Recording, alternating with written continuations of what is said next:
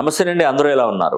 మీ పిల్లలకి ఆస్తులు సంపాదించి పెట్టకున్నా పర్వాలేదు, చక్కటి సంఖ్యాబలం ఉన్నటువంటి పేర్లను నిర్ణయించండి.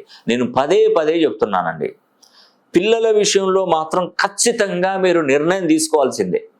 ఒక్కసారి పేరు పెడితే లైఫ్ లాంగ్ పనిచేస్తుంది, జీవితకాలం పనిచేస్తుంది. మరి అలాగా మీరు ఎందుకు నిర్లక్ష్యం చేస్తున్నారు? పిల్లల విషయంలో మీరు మీ తల్లిదండ్రులు అంటే వాళ్ళ తల్లిదండ్రులు కానీ మీ తల్లిదండ్రులు కానీ, ఉదాహరణగా అంటే అత్తమామలు కానీ మీ మదర్ ఫాదర్ కానివ్వండి, మీరు ఏదన్నా ఒక అక్షరంతో స్టార్ట్ కావాలంటే ఆ అక్షరంతో పేరు పెట్టుకుంటారు, కానీ ఆ పేరులో సంఖ్యాబలం చూడట్లేదండి. మంచి మంచి పేర్లు గూగుల్లో అక్కడిక్కడ వెతికి పెట్టుకుంటున్నారు, పేర్లు పెట్టుకుంటున్నారు, కానీ తప్పులేదు. పేర్లలో మీ డేట్ ఆఫ్ బర్త్, మీ పుట్టినటువంటి పిల్లలకి డేట్ ఆఫ్ బర్త్ ప్రకారం మీ పేరు ఎంత పర్సెంటేజ్, ఎన్ని డిగ్రీస్లో ఉందో ఒకసారి చూసుకుంటున్నారా?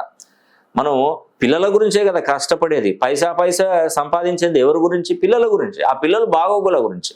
అంటే ఆ పిల్లలు సరైన మార్గంలో నడవకపోతే మనం సంపాదించేందుకండి. పిల్లల్ని కాన్వెంట్లో లక్షలు కోట్ల రూపాయలు పెట్టి చదివించడం కాదండి, వాడికి మంచి పేరు బలాన్ని పెంచడం మన బాధ్యత. ఒక్కసారి ఆ పేరు బలాన్ని మనం పెంచినట్టయితే జీవితంలో పిల్లలు ఎవరి మీద ఆధారపడి బ్రతకకుండా వాళ్ళంతటా వాళ్ళే పైకి వస్తారండి. దీనిలో ఎటువంటి సందేహం లేదు. కాబట్టి మీ పిల్లలకి పేర్లు పెట్టుకోవడం అయితే ఖచ్చితంగా చేయవలసింది.